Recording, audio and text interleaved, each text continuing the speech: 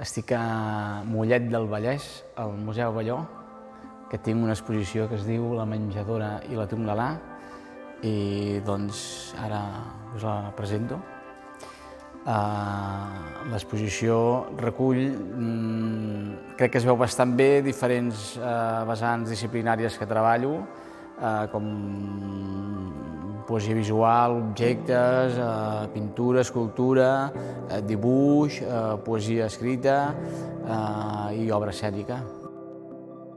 Aquesta és la paret d'entrada, diguem que és la paret, podríem dir, principal, perquè és la més gran, la que potser hi ha més quantitat d'obra.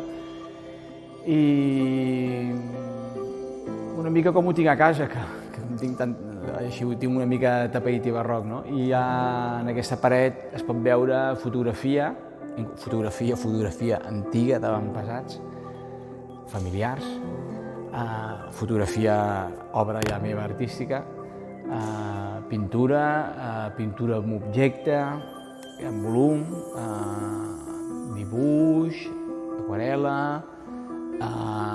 inclús escultura, hi ha una maqueta d'un edifici sifó. Jo trobo que el fet de posar-ho tot junt doncs li dona com així, com una instal·lació. Com hi ha molts elements que es van repetint en diferents formats, té una certa... visualment és atractiu, té una certa gràcia, no? Perquè ho pots anar veient plasmat a diferents formats, alhora que la vista ho abarca en una sola paret, no? Vull dir que doncs això és potser la paret que té l'impacte primer a l'entrar a l'exposició.